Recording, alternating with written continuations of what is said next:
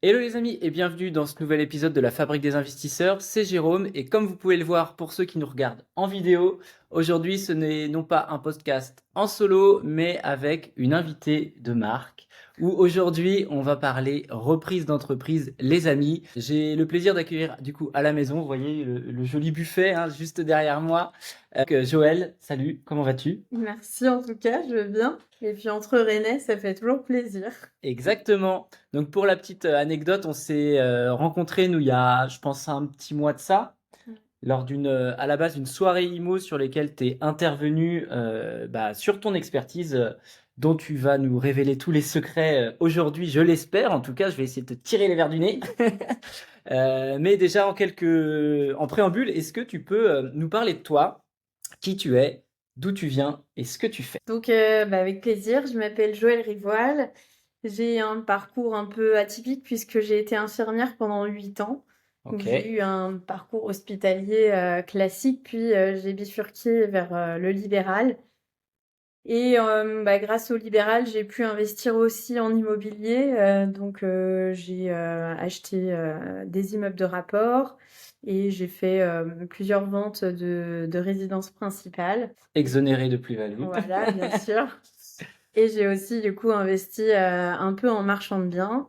Donc là, c'était vraiment pour la partie IMO et lever de la dette surtout. Se constituer un patrimoine, quoi. Voilà. Ok. Et puis ensuite, j'ai vraiment eu envie de me développer un peu plus. Et en tant qu'infirmière, on n'a pas beaucoup de choix. Une fois qu'on est libéral, on est juste, on est Tu dans vends notre ton temps. cage. Voilà, Ouais, tu vends on ton temps. échange notre temps contre de l'argent. Et donc, la façon pour moi que j'ai découvert pour évoluer, c'était de reprendre une entreprise tout en continuant à faire de l'IMO en même temps. Ok. Parce que forcément, on peut acheter l'entreprise, mais aussi les locaux. Et en plus, on peut lever de la dette en achetant l'entreprise. Donc, c'était double investissement. Et donc, j'avais vraiment envie de continuer à investir. Donc, je me suis dit, bah, je vais me former à la reprise. Ça Alors, juste en préambule, comment tu as découvert ça? Comment t'es tombé là-dessus au final? C'est une rencontre, c'est un bouquin, une vidéo, c'est Je suis tombée sur un livre, sur le livre de Pedro da Fonseca. ok. Euh, Reprendre, je sais plus le titre exact, une entreprise en levant de la dette, un truc comme ça. Et je me suis dit, ça a l'air vraiment, vraiment bien. Ok. Lui aussi, il parle d'investissement immobilier en même temps. Et donc, du coup, c'est ce livre qui m'a donné envie de me former derrière à la reprise. Ok. Ouais, j'ai quand même l'impression que souvent l'investissement immobilier, ça, c'est souvent un tremplin pour autre chose derrière. Moi, j'ai démarré pareil avec du locatif. Là, je bifurque sur du marchand de biens et puis des Ouais. activités annexes, on va dire, autour de l'investissement immobilier. Mais en tout cas, ça donne un élan pour prendre son envol, se tester en tant qu'entrepreneur aussi, hein, parce que c'est Ouais. également de l'entrepreneurement. Donc voilà. Donc toi, tu as bifurqué sur. Et puis j'ai aussi des marchands de biens dans mon mastermind, donc c'est vrai que pour eux, à un moment donné, on est un peu bloqué sur les financements aussi en Ouais. marchand de biens. Et du coup, c'est aussi de se développer par rapport à ça, constituer un groupe qui va pouvoir du coup vous faire vos travaux, intervenir dans vos appartements, vos immeubles. Donc la plupart sont quand même déjà investisseurs immobiliers locatifs Ouais. et ou marchands de biens. Ok. On va rentrer doucement mais sûrement dans le vif du sujet. Est-ce que pour toi, l'avantage ou les avantages, quels sont pour toi ces avantages-là de reprendre une entreprise plutôt que la créer et, et partir de zéro en Ouais. l'occurrence?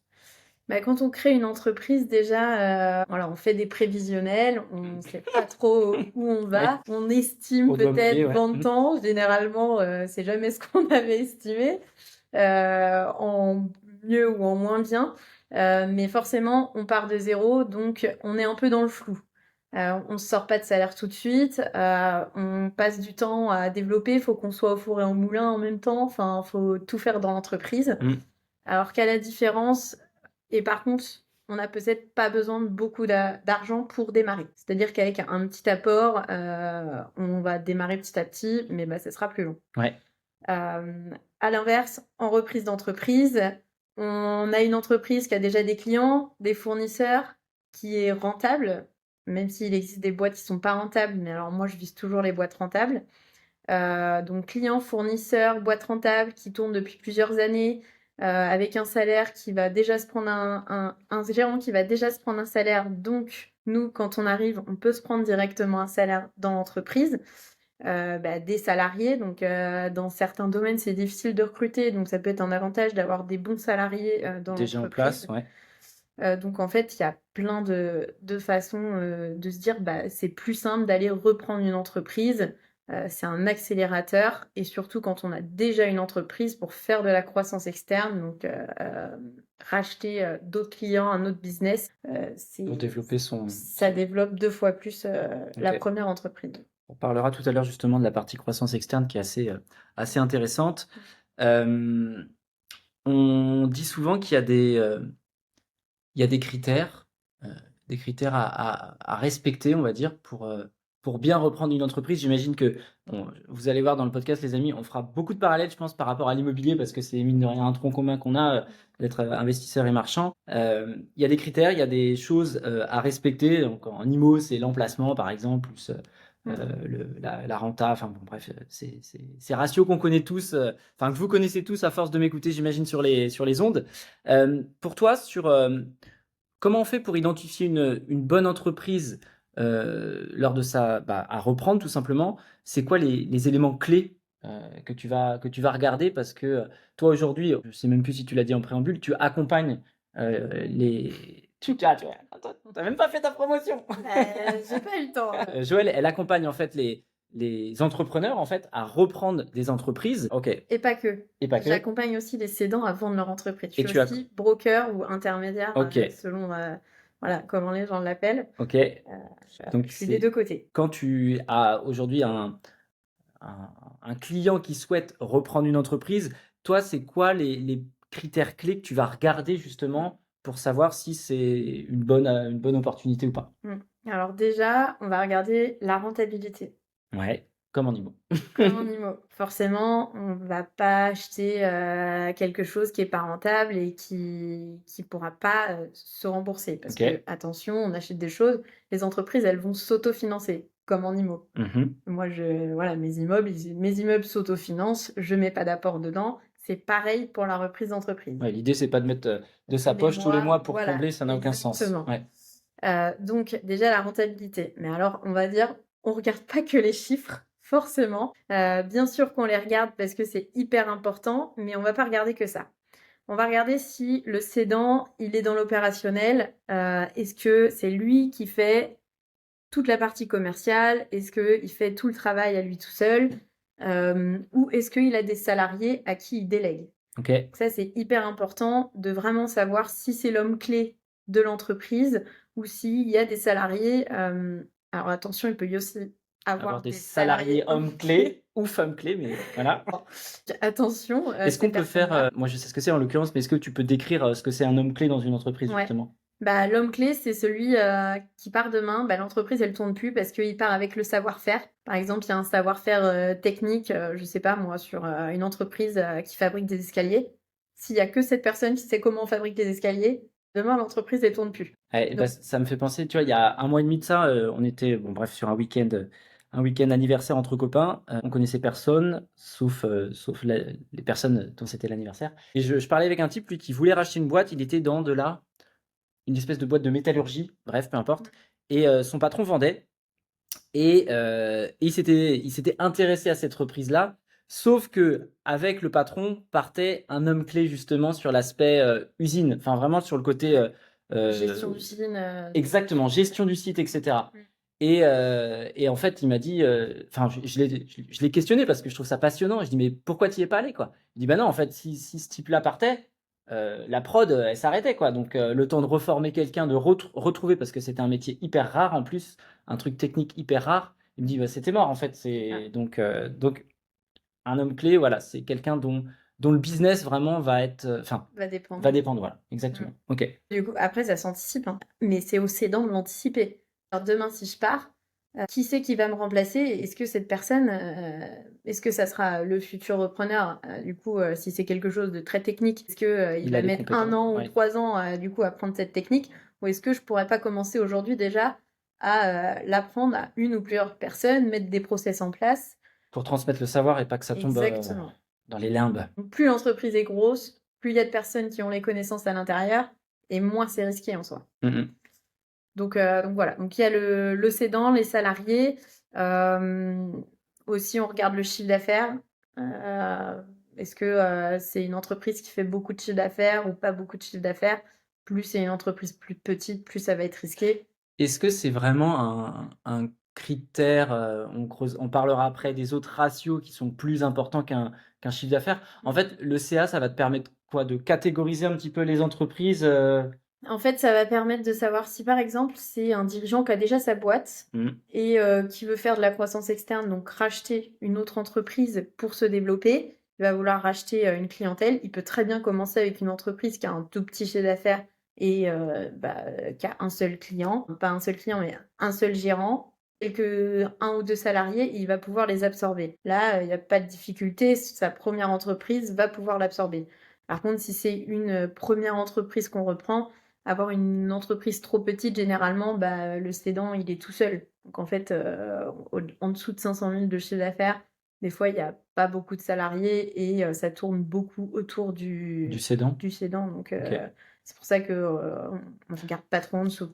OK, ça marche. Donc ça, oui, on va dire que ça te permet de calibrer un petit peu les tailles De d'entreprise, quoi. savoir vers où on va, ouais. OK, Mm. OK, très clair. Donc le chiffre d'affaires, OK, on a parlé de rentabilité. Il y a un ratio, qui permet vraiment de pousser, les analyses, on va dire et les Mm. chiffres. C'est ce fameux EBE. Est-ce que tu peux en Mm. parler? Donc l'EBE, c'est l'excédent brut d'exploitation, c'est ce qu'on retrouve au bilan. Donc on a le chiffre d'affaires. Ensuite, on va avoir toutes les charges qu'on va déduire de tout ce qui fait fonctionner l'entreprise. Et là, on va retrouver l'excédent brut d'exploitation, donc avant déduction Les des impôts? intérêts et des impôts, OK. essentiellement. Donc c'est vraiment grossièrement sur le bilan. Et c'est cet EBE, du coup, qui va permettre de nous dire, avant impôt, combien l'entreprise génère de rentabilité. Et du coup, avec ça, je vais pouvoir rembourser tant de mensualités par an. OK, donc en gros, tu as ton chiffre d'affaires, tu déduis toutes tes charges, que ce soit, les locaux, les salaires, tout ce qui Mm. va incomber à l'activité. Toute la partie, amortissement de matériel, tout ça, c'est dans les charges C'est aussi? après, C'est après le après le BE. BE? Ouais, OK, parce que c'est de l'amortissement comptable. Donc en fait, c'est juste une écriture comptable OK, qui sont déjà payées. OK, ça marche. Sauf si tu as des leasing ou autre, C'est dans les charges. là, c'est dans les charges, ouais. Et donc ouais, on va dire qu'une boîte qui va faire, je dis n'importe quoi, 100 000 € de BE toute l'année, ça veut dire qu'elle est capable de générer, j'essaie Mm. comment dire, d'expliquer le plus Ouais. simplement possible, elle génère 100 000 € alors c'est pas du bénéfice parce que le bénéfice c'est après impôt, mais de création de richesse, on va dire, c'est un peu ça? Ouais, c'est de la capacité qu'elle va pouvoir. Il y a autre chose qu'on va pouvoir aussi mettre en parallèle de l'EBE, c'est la CAF, la capacité d'autofinancement. Ouais, C'est aussi ce que la banque va regarder. Eux, ils prennent en compte 80% de cette capacité d'autofinancement. C'est un peu comme le BE, c'est la capacité qu'a l'entreprise à financer un autre projet, un bien. Par exemple, si on veut s'acheter des bureaux, bah, combien il nous reste de marge pour pouvoir payer tant de loyer OK. par an. Donc c'est un peu pareil, et généralement, ils prennent 80% de cette CAF parce que ils nous disent que bah, ils se laissent 20% de marge. Comme normal. C'est pour ça qu'ils nous demandent 20% d'apport. Donc les 20 d'apport se retrouvent ici. Ça marche. Est-ce que tu regardes sur une analyse de reprise d'entreprise, tout ce qui est, fonds de roulement? Ouais, on regarde aussi le besoin en fonds de roulement. Des fois, il y a des entreprises où il y a besoin de beaucoup de fonds Mmh. de roulement, d'autres qui y en a pas.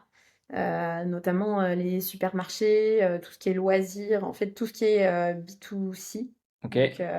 pour les particuliers. Il n'y a pas de fonds de roulement, enfin il y a quasiment pas de besoin ou ils sont en négatif.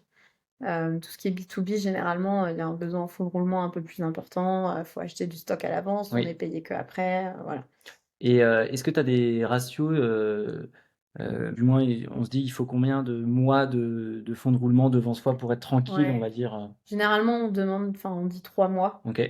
Après, ça, le comptable saura dire exactement combien il faut d'avance. Puis quand on reprend, voilà, des fois, il y a peut-être une petite baisse, donc c'est bien d'avoir une petite marge de trésor. Donc c'est pour ça qu'on reprend la trésor aussi, quoi. OK. Très clair. Donc là, on a vu un petit peu les critères clés, on va dire, pour dégrossir. Bon, c'est un sujet qui est hyper vaste, hyper complexe. Et là, C'est clair. le but du jeu, c'est vraiment Il y a beaucoup de choses à dire. de vous donner des tips, enfin, de vous initier. C'est un podcast d'initiation à la reprise d'entreprise. Si vous voudrez aller plus loin, vous pourrez contacter Joël sur les réseaux. Il y a une partie, alors, ça, c'est hyper intéressant. On en avait discuté un petit peu en off à la suite de notre rencontre. La partie sourcing. Moi, aujourd'hui, ma première casquette, c'est chasseur immobilier. Donc, le sourcing, ça me parle dans mon domaine à moi, hein. Comment on vient trouver la bonne affaire, la pépite, ou du moins le projet qui nous correspond dans ce monde de reprise d'entreprise. Ouais, alors c'est vrai que là encore, on rejoint l'immobilier parce qu'il y a beaucoup de méthodes qui se ressemblent ou qui peuvent se ressembler. En tout cas, peut-être qu'on n'a pas autant besoin de les utiliser en immobilier. Je dis toujours qu'il faut en utiliser plusieurs en même temps. Faut pas rester focalisé sur une méthode. Donc, bien sûr qu'il y a les sites d'annonces, Ouais. comme en immobilier. On a Fusac qui est très connu. Le Bon Coin, contrairement à l'immobilier, il n'y a pas grand-chose, hein. C'est pas là qu'il faut aller chercher.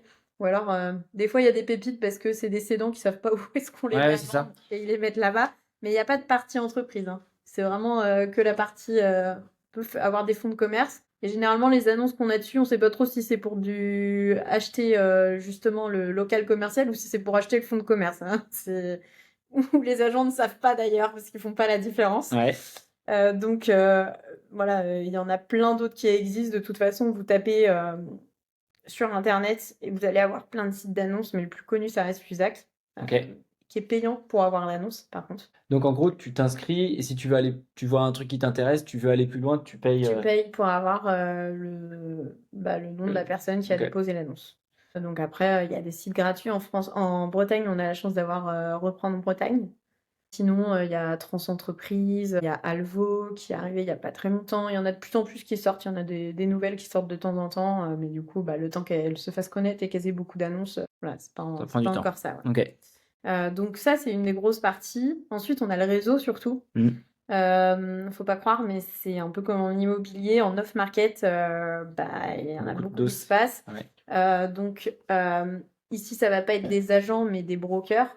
Donc un peu comme des agents immobiliers, c'est des intermédiaires à la cession d'entreprise, donc comme je fais chez Commerce et Propriété à Rennes.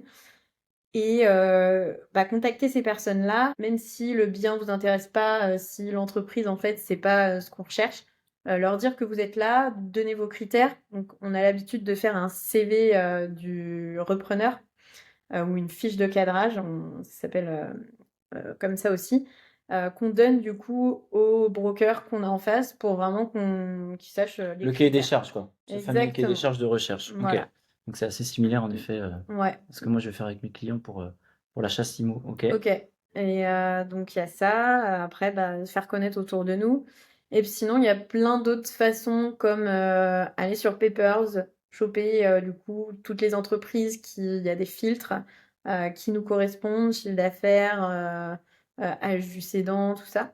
Et puis aller envoyer des courriers en direct à ces personnes ou les appeler. Voilà, chacun a ses façons préférées. Ok. On peut aussi les contacter sur LinkedIn, faire des après, pubs. Il y a plein de façons de faire. De l'emailing de masse, voilà. j'imagine ça va être hyper chronophage. C'est pas ce que je préfère. J'avoue que quand c'est au réseau, moi ça me va bien. Ouais, j'imagine. Ouais, quand je vois Les pubs, si ça va, les pubs ça tourne tout seul, on a des leads qui rentrent. Et donc, grosso modo, alors l'aspect pub, on en avait parlé et j'étais hyper étonné l'autre fois parce que typiquement, tu vas faire sponsoriser une pub comme quoi tu es à la recherche d'une entreprise. En gros, c'est ça. Ouais. Ok. Et ça Entrepreneur cédant, contactez-moi, je reprends des Ouais, entreprises. je cherche des entreprises, tel chiffre d'affaires, dans tel secteur. Ok. Voilà, on cible en plus avec Meta La le géographie, lieu, ouais. voilà. Ok. Et un cédant va tomber dessus, et puis voilà. Il va Et se puis même dire, si à la pourquoi limite pas. il n'était pas vendeur, il va se dire pourquoi pas quoi.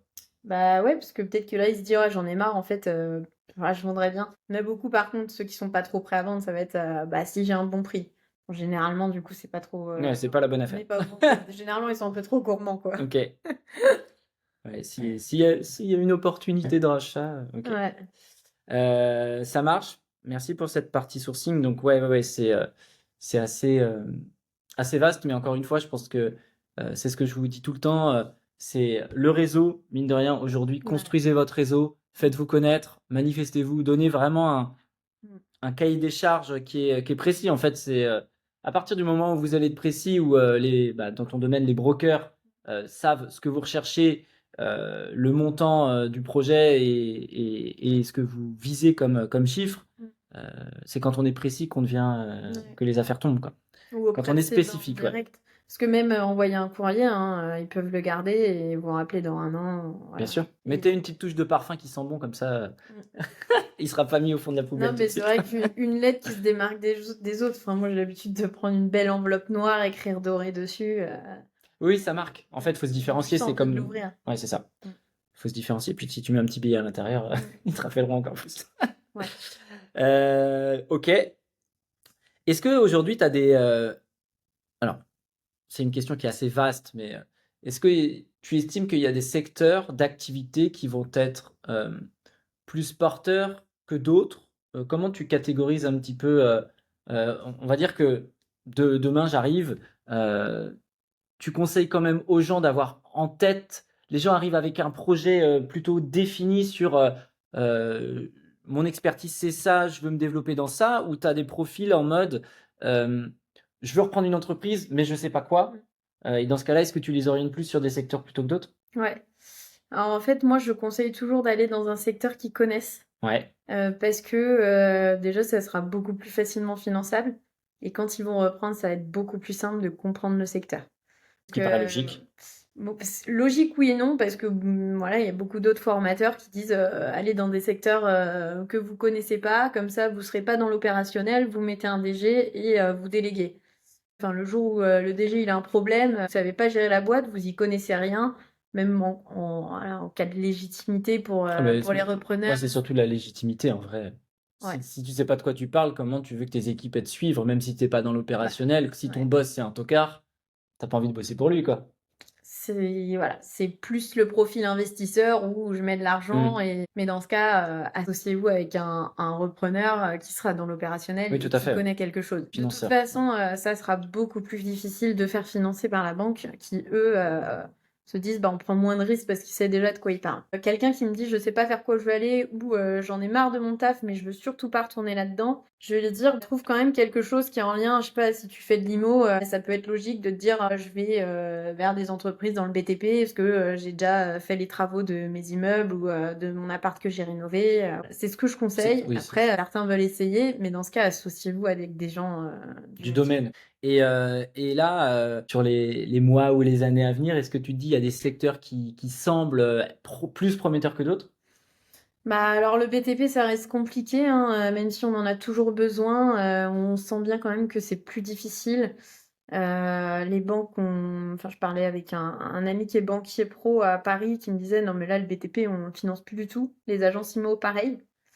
Il m'a dit: «C'est sauf si, il y a, de la récurrence derrière, donc de la location, gestion Ouais, locative, donc le portefeuille, voilà, de gestion ça va être locative. OK. Alors, de la vente, voilà, c'est compliqué. Sinon, puisqu'il y a des marchés plus porteurs que d'autres, je sais pas, mais je pense qu'il faut faire attention quand même à l'IA. Ça va Qui pas, va bouleverser un peu les métiers? ouais, ça va pas remplacer certains métiers, mais par contre, va falloir être dans les premiers pour aller développer, l'entreprise, mettre l'IA dedans. Ça va faire gagner du temps et donc, bah, gagner en rentabilité, en développement. Voilà, faut faire attention, juste à ça, je pense, OK, dans certains secteurs.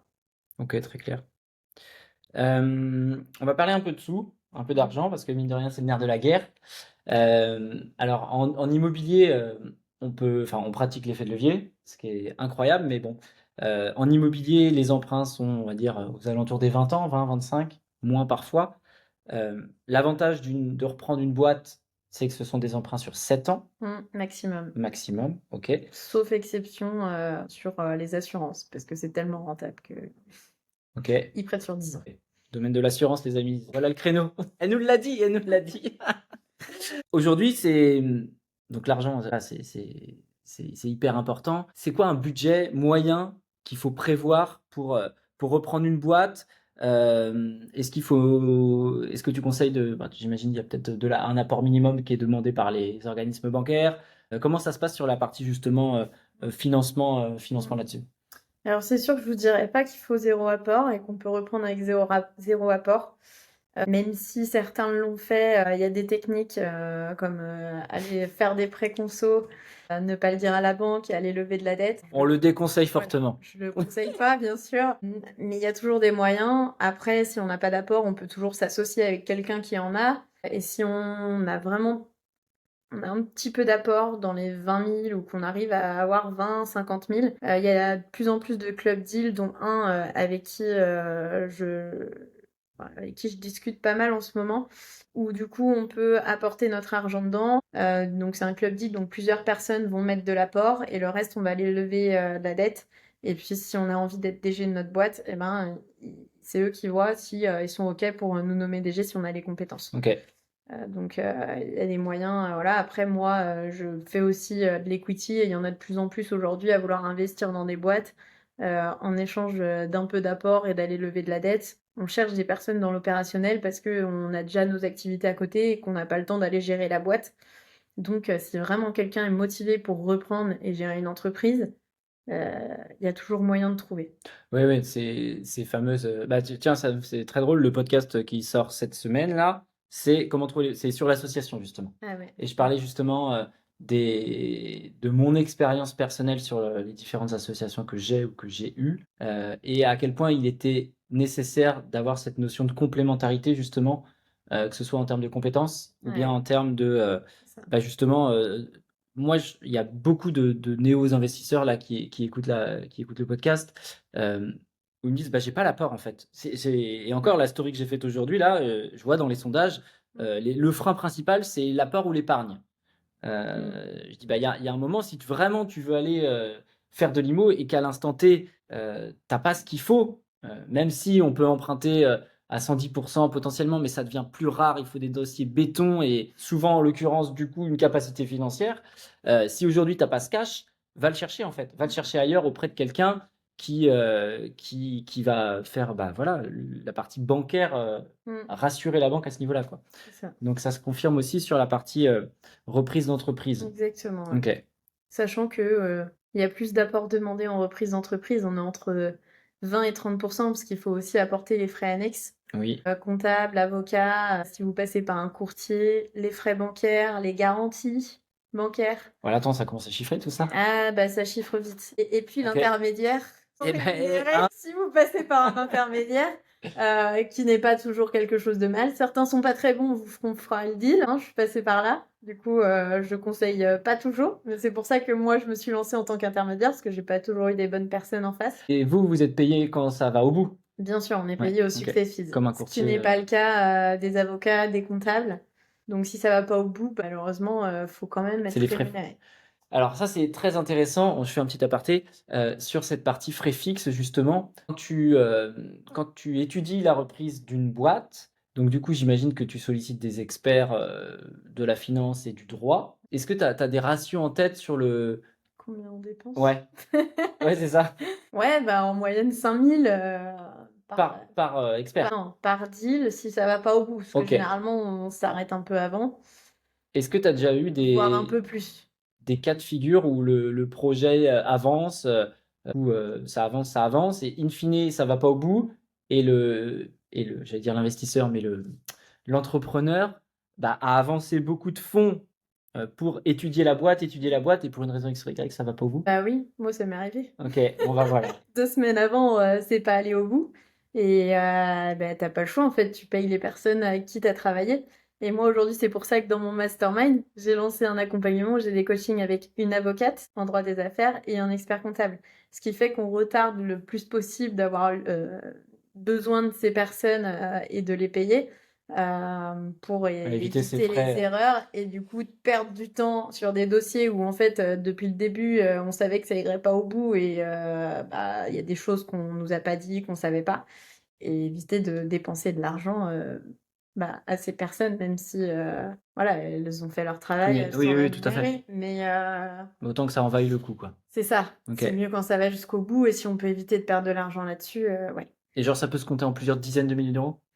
Bah, on peut vite monter sur un très gros dossier. Moi, enfin, j'ai déjà dû dépenser, je pense, au moins 7 000, voire 10 000 de frais juste d'avocat sur des dossiers qui n'ont pas été au bout.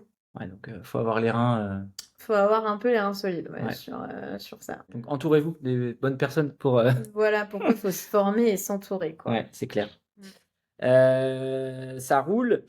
Et sachant que beaucoup veulent faire tout seuls et faire leur LOI, donc c'est la lettre d'intention. C'est comme l'offre d'achat en fait en immobilier Ok. qu'on fait. Il y a beaucoup de formations qui donnent des exemples de LOI pour les rédiger tout seul.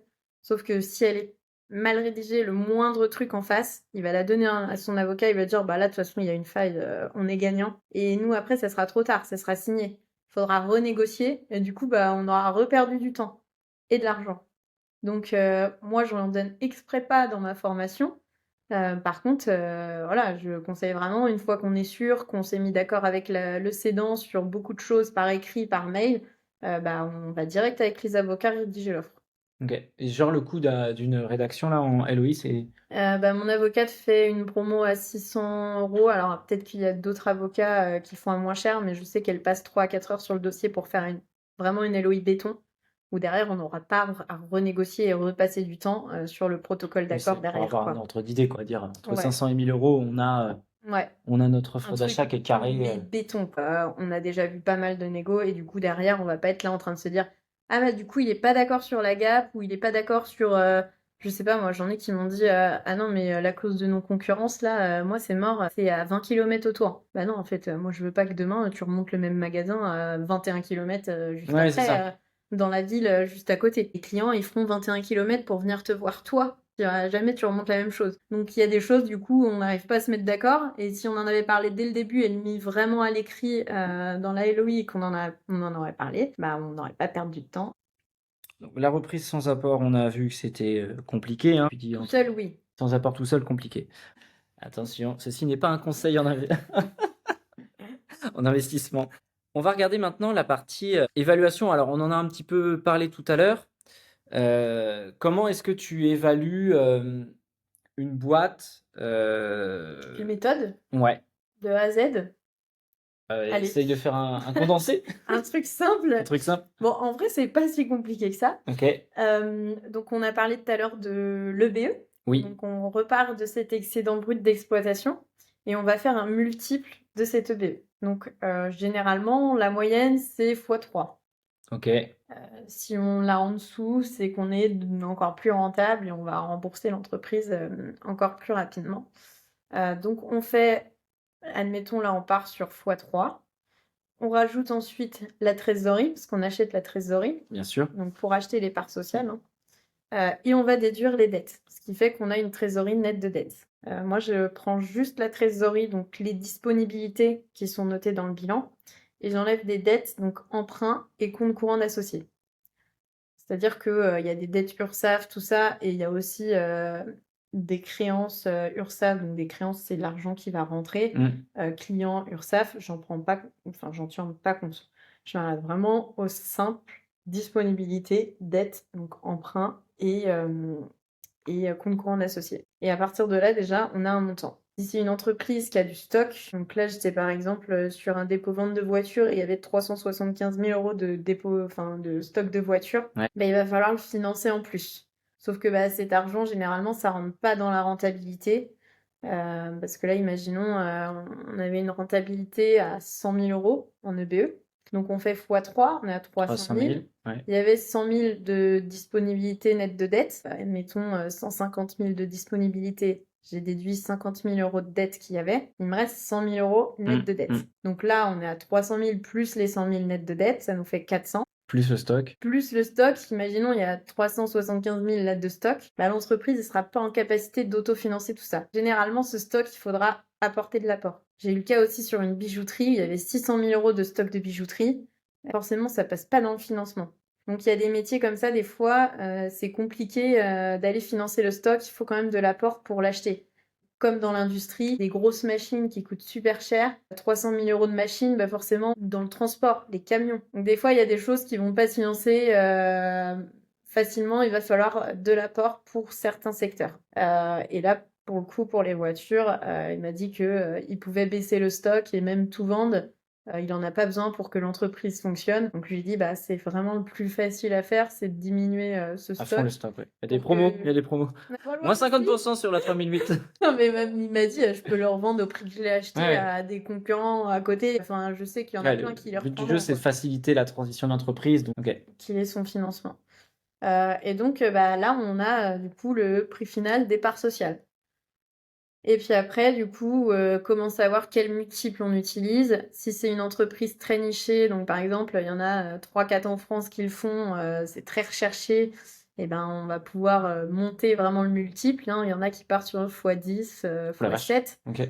Sur des très grosses boîtes où on parle en 10 millions de chiffre d'affaires, on est souvent à x10 au moins de chiffre d'affaires de De BE. PE. Mais c'est des fonds d'investissement qui ont de l'argent, qui achètent. C'est déjà des gros groupes. Donc nous, on n'est pas du tout à ce niveau-là, même si voilà, j'accompagne aussi là-dessus, il n'y a pas de souci. S'il y en a qui veulent aller sur Des très des gros très grosses deals. boîtes avec des fonds d'investissement qui les suivent, il y en a qui cherchent.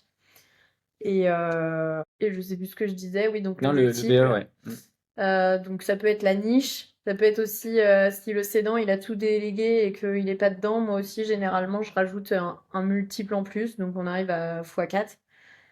Si vraiment il n'est pas dans l'opérationnel, qu'il a bien structuré sa boîte, ça se valorise beaucoup mieux, quoi. Ouais. L'idée de tout ça, on en parlait un petit peu juste avant, justement, quand le cédant, il arrive à structurer bien les choses et qu'il n'est pas dans l'opérationnel, comment dire, la chose à comprendre, c'est que la personne qui reprend n'a pas à mettre les mains non plus dans le cambouis. C'est plus Euh, facile. voilà. Enfin, pas les mains dans le cambouis. Il n'est pas peut-être au quotidien à aller. Ouais. Et du coup, c'est plus facile, c'est plus ouvert à plus de personnes qui ont déjà d'autres entreprises, peut-être, Mais juste la piloter, quoi. voilà, qui Mm. sont plus visionnaires. Et ouais, ça facilite vraiment aussi. Il y a plus de monde qui seront aptes à reprendre, donc il y a une facilité pour trouver des repreneurs derrière. Moi, je conseille vraiment à tous ces dents de déléguer au maximum, de sortir de l'opérationnel. Donc, quand on est tout seul et que l'entreprise est trop petite, c'est pas possible, mais dès qu'on se développe, il y a un entre-deux où des fois, ils n'arrivent pas à sortir de l'opérationnel. Peut-être à 10 salariés, des fois, ils sont encore trop dedans et il n'y a peut-être pas assez de rentabilité pour remplacer quelqu'un.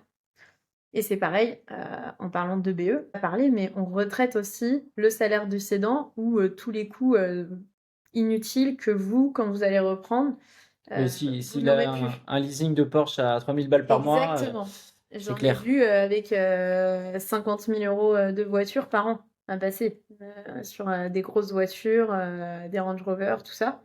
Des voyages, ça c'est typiquement des choses que vous pouvez retraiter. Alors oui, si vous le retraitez pas, c'est en votre faveur.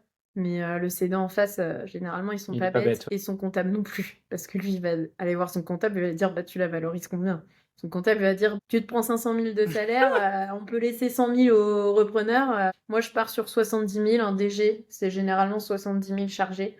Donc, généralement, je mets une norme à 70 000 pour le BE retraité. Ok. Et typiquement, quelqu'un qui, à l'inverse, se prend un salaire bas, bah, malheureusement, je vais devoir baisser sa rentabilité, comme si quelqu'un qui prend demain, il se prend un salaire normal pour reprendre sa place.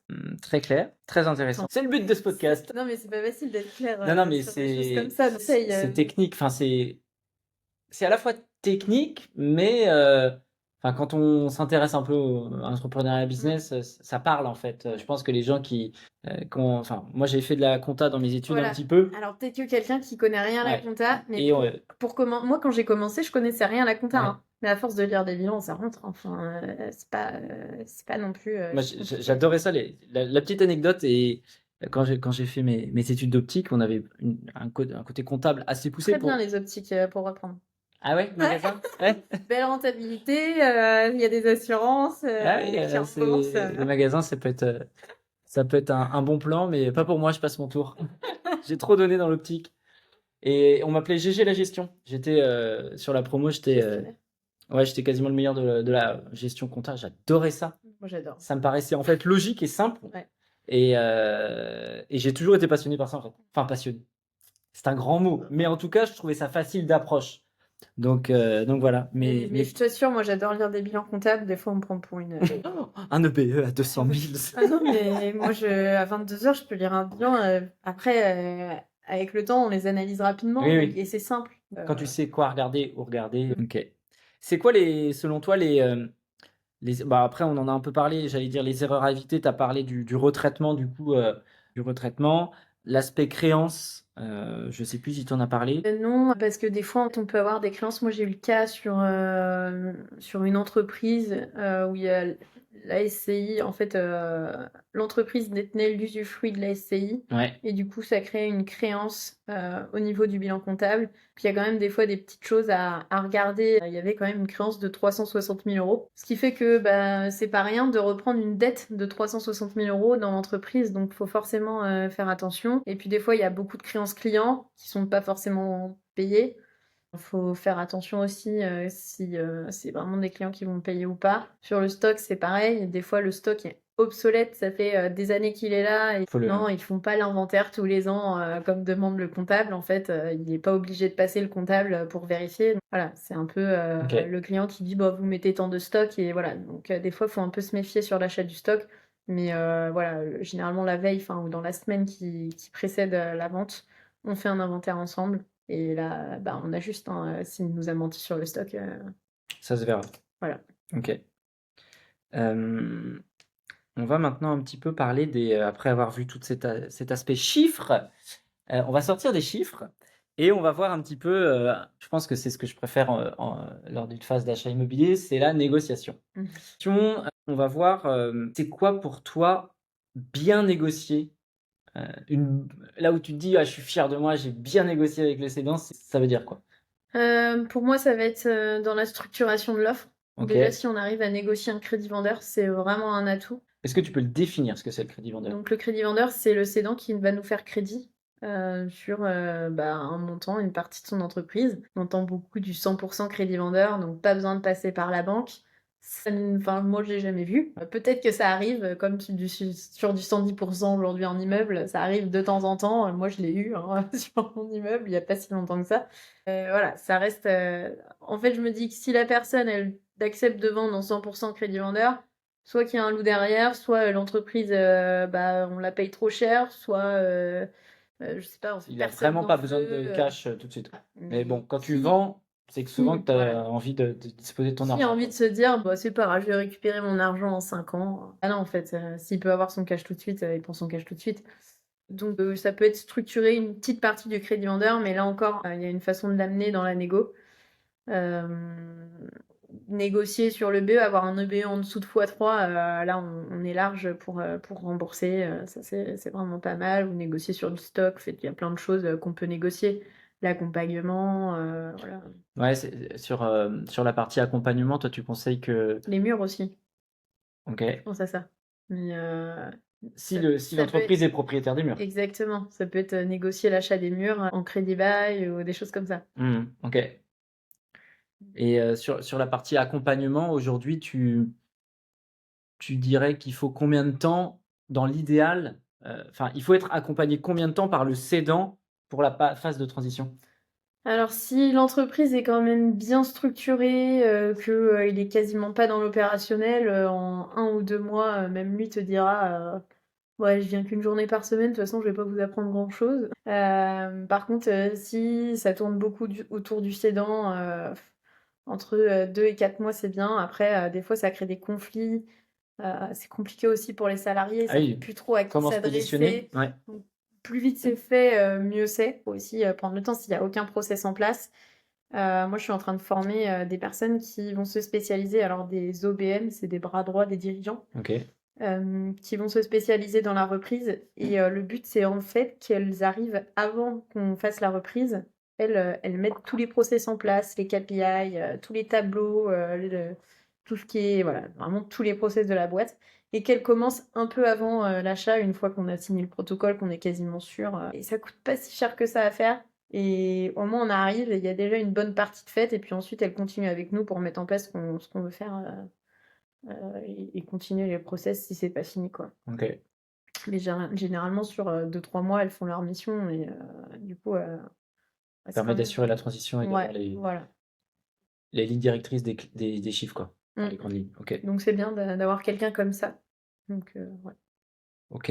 De la même façon où, en IMO, enfin, moi j'ai quand tu t'intéresses à un bien, tu dois toujours enfin, tu creuses, tu vois?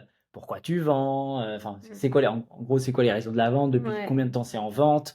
Heu, est-ce qu'il y a des enfin bon bref, il y a toute une liste de questions. Mmh. C'est quoi toi les questions types que tu vas poser à quelqu'un qui vend? Bah, c'est pareil, on va chercher pourquoi il vend et selon, le profil, qu'on a en face, on va adapter, peut-être que ça sera quelqu'un qui a, besoin de la meilleure offre, et qui voudra, voilà, le plus d'argent possible. Ça va être peut-être quelqu'un, qui va se dire: «Bah, moi mes salariés, j'y tiens, donc je veux quelqu'un qui en prenne soin», pas qui va venir et qui va aller Un coup de pied virer, la dedans? moitié ou, leur dire: «Bah, on se bouge maintenant», voilà, on essaye de sortir de la rentabilité. Ça peut être, aussi une question de, bah, j'ai envie que vous soyez dans l'opérationnel, je veux pas que vous mettiez n'importe qui. Il y en a beaucoup qui veulent pas d'investisseurs. Hem, Oui, parce que souvent, enfin, comme les gens le disent, ça se retrouve beaucoup ce discours-là dans le chez les entrepreneurs, «C'est mon bébé», tu vois? voilà, Le fameux «c'est mon bébé». exactement. Les gens, ils ont mis, Mmh. corps et âme pendant, Mmh. des décennies peut-être, Mmh. donc il y a le côté émotionnel, je pense, sur lequel il Voilà, faut être assez ouais. vigilant. Bah, forcément, ouais, ils veulent pas vendre leur bébé à n'importe qui. Donc là, il va y avoir des jeux de séduction quand même pour, plaire aux cédants. Et c'est Ce valable aussi en immobilier, hein. Quand vous avez Ouais. affaire à un particulier, à un vendeur particulier, Mmh. moi caressez-le dans le sens du poil. Ouais. Voilà. Faut vraiment c'est hyper important parce que il y a une attache émotionnelle Voilà. qui est là, quoi. Lui montrer vraiment que vous vous intéressez à l'entreprise lui-même, que vous êtes pas là que pour regarder les chiffres et la Ouais. rentabilité. Ça va vraiment le rassurer.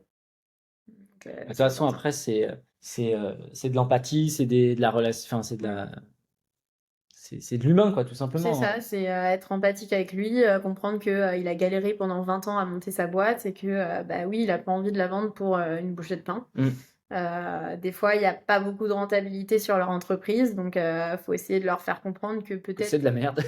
Non. bah, pas dit comme ça, mais de leur dire que peut-être que la banque derrière, bah, elle suivra pas en fait plus Ouais, loin. Donc pas à c'est ce prix-là, en tout cas. peut-être d'aller voir un courtier ou, expliquer avec le comptable, la capacité d'autofinancement de la banque, enfin ce qu'elle va de l'entreprise et ce que la banque va regarder, parce qu'eux, ils en savent rien en fait. C'est pas non plus, c'est la première fois qu'ils vendent leur entreprise. Pour certains, ils sont rodés, hein.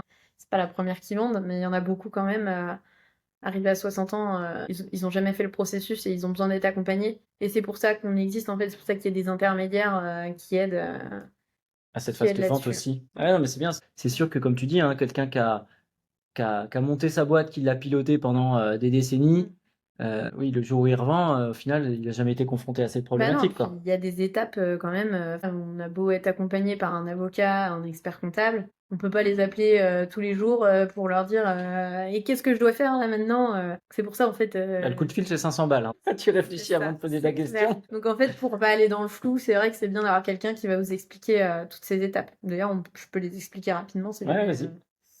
bah, déjà du coup, côté repreneur, je vais les expliquer.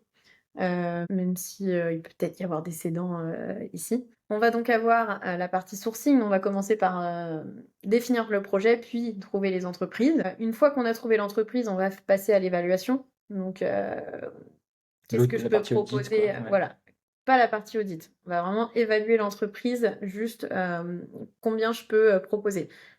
Donc on va faire, 1 ou 2 rendez-vous avec, le cédant pour lui poser des questions, pour affiner, notre évaluation.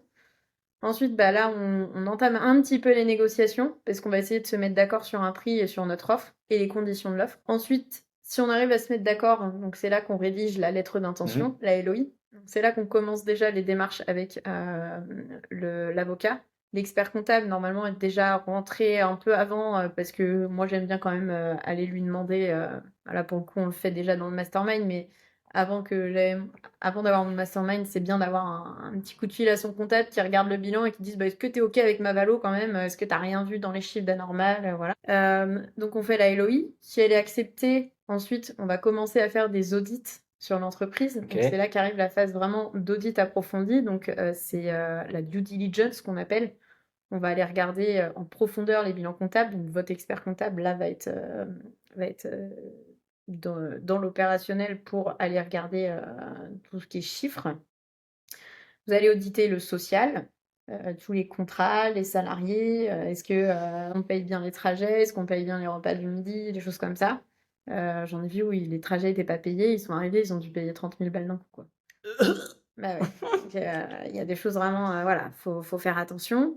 Tout ce qui est juridique, les contrats avec les fournisseurs, des fois il y a des clauses importantes dedans en cas de changement de gérant. Donc s'il vend, le fournisseur peut mettre, ou le client peut mettre fin au contrat. Alors là pour le coup, si vous perdez un gros client ou un gros fournisseur, est-ce que le fournisseur il est remplaçable? Est-ce que le client, Ouais, donc c'est faut plus de vraiment 20% du tout chiffre d'affaires? éplucher Ah de bah faut fond en comble. voilà. Mais ça, c'est des questions normalement qu'on a déjà posées un peu avant, hein. Mais les contrats, ils savent pas si dedans c'est marqué ça. Ils ont jamais fait attention, personne ne lit jamais les contrats. Donc là, l'avocat a du pain sur la planche. Plus il y a de salariés, plus il y a de fournisseurs, de clients, de contrats, plus bah, elle aura du travail et Ouais, c'est plus sûr. ça va coûter cher. Et donc, en parallèle, on va rédiger le protocole d'accord. Donc ça, c'est le document officiel qu'on signera à la fin. Et donc, on va commencer là à mettre toutes les conditions. C'est comme le compromis de vente.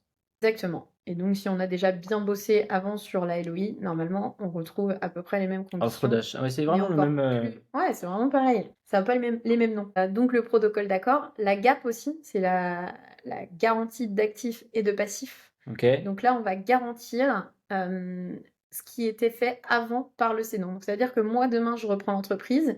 On va dire qu'il a été fraudé, qu'il doit de l'argent à l'URSSAF, voilà, un contrôle fiscal, ça ne vient pas de nous. Et ben, on va prendre l'argent dans cette garantie. Ou pareil, sur des constructeurs de maisons, il y a des défauts, et ben, c'est pas toi qui vas payer, ça va être, ça date de lui, donc ça va être pris dans cette garantie.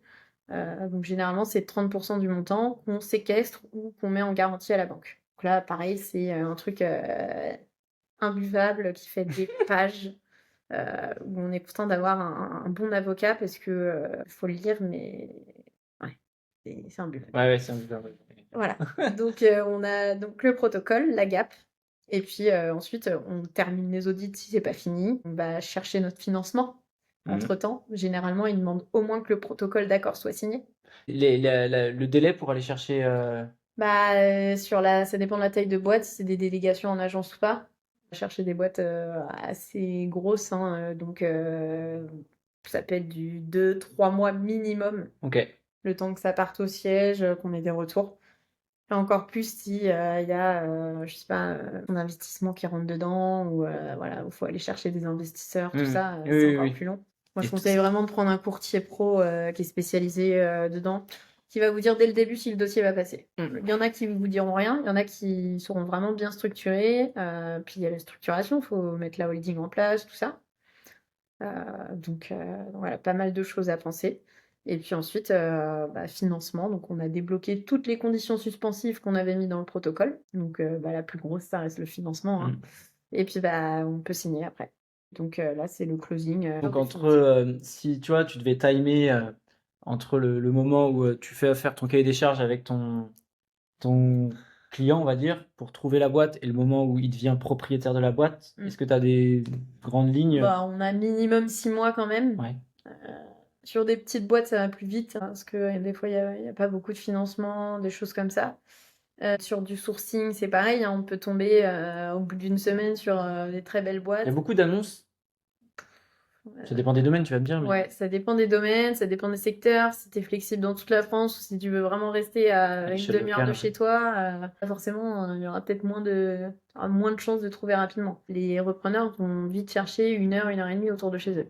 Voilà, il y en a qui ont trouvé très rapidement, j'en connais, qui ont repris. C'était la première boîte, ils sont tombés dessus bingo, quoi. et bingo.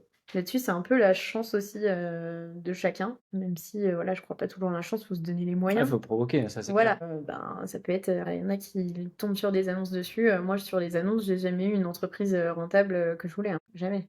Toutes celles intéressantes que j'ai eues, c'était généralement en réseau, quoi. Ouais, comme- Rester que sur les annonces, ça sert à rien. Et vous allez attendre longtemps. Donc, tant qu'on n'est pas prêt à faire des démarches proactives pour aller chercher les entreprises, ça peut être long. Bah, c'est comme un IMO. Non, mais il y a Faut que tu te vraiment bouges pas le beaucoup cul. de Non, mais c'est vrai, relancements. c'est ouf. Après, l'IMO reste, à mon sens, de l'entrepreneuriat en tant que tel. Oui, parce que derrière, toute la gestion locative et tout, c'est pareil, hein. Donc voilà, mais c'est sûr que quand j'entends des discours, je trouve pas. Je dis, mais d'un côté, ok, il y a des techniques de chasse à travers des plateformes spécialisées qui vont te permettre de filtrer à fond et d'avoir la crème de la crème. Mais il y a un moment, si tu vas pas sur le terrain, les meilleures opportunités, c'est du off-market. Il faut aller faire des offres, hein. Des fois, ça passe, hein. Là, c'est un peu pareil. Des fois, on voit des prix trop hauts. Il faut se dire, bah non, bah, je vais tenter une offre plus basse et peut-être que lui, il en aura marre et que En tu seras le fonction. troisième à passer et du coup, il va accepter l'offre. Là, moi, j'en ai eu sur une entreprise de marketing que j'ai à vendre. J'ai eu une offre il y a 2 semaines qui était pas tant que ça en dessous du chiffre, et sauf que c'était la première là qu'il venait d'avoir. Donc, bah, forcément, il a refusé. Mais si dans Peut-être 6 mois, il a pas eu exactement. Je d'autres pense offres. qu'il est quand même pressé de vendre. Donc, marketing, c'est un centre d'appel. Donc, s'il y arrive, ça peut faire peur. Plus il attend, plus il va finir par baisser Ouais, s'il ouais, il y a met des pas à jour fois, l'IA dedans. un Donc, tien vaut mieux que deux tu l'auras, comme on ouais. dit. Mais après, voilà, c'est compliqué de. Voilà. Comme si on est le premier, hein, c'est plus compliqué. Ok. On arrive doucement sur la fin de ce podcast. Euh, c'est quoi, toi, le conseil que tu donnerais à quelqu'un qui hésite justement à se lancer sur une reprise d'entreprise? Admettons que là, il y a des auditeurs qui est de l'apport. Tu vois, aujourd'hui, allez, on va prendre on va essayer de faire un cas de figure. Mm. Tu as quelqu'un qui est salarié dans un domaine avec une expertise qui se dit, bah, ce serait peut-être bien que je sois mon propre patron, tu vois. Voilà, déjà, une chose, faut avoir envie d'être entrepreneur. Ouais, non, mais Parce voilà. que la personne qui n'a pas forcément envie, qui se sent pas trop de manager, de diriger, de gérer les problématiques, gérer le stress d'être dirigeant, Ouais, c'est clair. bah c'est peut-être pas la meilleure idée. Non. Faites de l'IMO. C'est. Ça sera peut-être moins stressant, mais là encore pour qui déjà c'est stressant, Ouais. donc voilà. Mais voilà, on va dire que les planètes sont alignées, la personne, elle se sent les Mm. capacités A. C'est quoi Bah, le meilleur conseil ou les conseils en général? Bah pour moi, il faut se former. Enfin là, rien que tout ce que j'ai dit aujourd'hui, c'est un mini format de tous les exemples des erreurs possibles.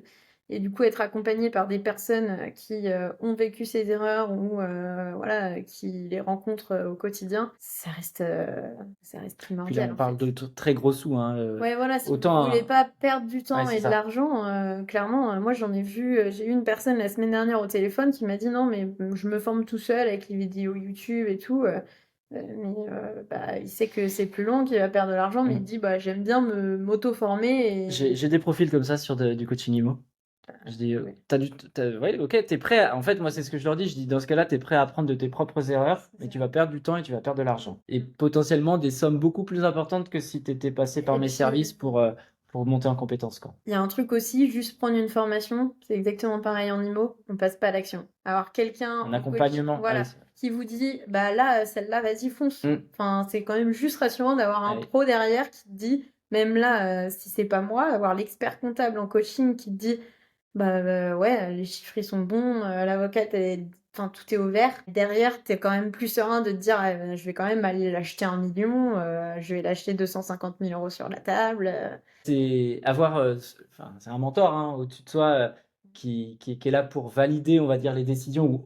En fait, ça fait toute la diff. Moi, la semaine dernière, j'en ai parlé dans l'épisode de cette semaine, mais j'ai un élève là qui avait une pépite. Je lui dis, bah, déjà, fonce en visite, parce que vraiment, sur le papier, c'est vraiment pas mal. On avait décortiqué l'annonce ensemble, et suite à la visite, il me dit, Jérôme, on rebalaye le projet.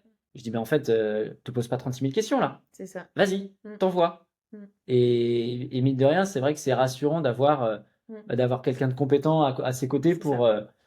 pour éviter de Ouais. faire des erreurs, pour savoir saisir des opportunités Ouais. aussi, arrêter de se faire des nœuds au cerveau quand il n'y a C'est ça. pas lieu. Donc, ok. Puis bah ouais, après c'est pas pour vendre mon accompagnement, hein, parce que Mm. n'importe quelle formation, après on a tous des choses différentes. Certains vont vendre des crédits vendeurs, certains vont, mais bah, il y a quand même un gap entre le faire tout seul Ah oui, on est d'accord. et le faire accompagner, surtout sur des choses avec des gros montants comme ça, des changements de vie, des reconversions. Et puis sur la croissance externe, moi je trouve que c'est quand même un des meilleurs leviers pour aller chercher de l'acquisition et développer son entreprise. Enfin, on regarde tous les grosses entreprises aujourd'hui, LVMH, toutes les grosses entreprises, c'est de la croissance externe qu'ils font. Donc il n'y a pas de meilleur levier d'acquisition en fait. La croissance externe. Donc, si vous avez déjà une boîte, Ah oui, bah du coup, je sais pas, on l'a expliqué, non? croissance externe, je ne sais pas si on l'a développé, mais tu m'arrêtes si je me trompe. Comme ça va tester mes connaissances. Elle va m'arrêter dès le début. Grosso modo, vous avez une boîte. Je dis, allez, on va prendre un exemple très simple dans le bâtiment. Vous êtes Je trouve un bon exemple, électricien, plombier, c'est peut-être pas le bon exemple, je suis en train de m'embourber Vas-y. et vous allez essayer de racheter, une boîte, de plaquisterie. Et c'est pas trop mal, c'est pas trop déconnant. Comme ça, en fait, l'idée, c'est de créer un petit écosystème, en fait, potentiellement, un premier client qui va avoir besoin sur lesquels vous allez être appelé pour faire de l'électricité ou de la plomberie. Il a peut-être aussi des besoins en plaquisterie, pour refaire sa rénovation.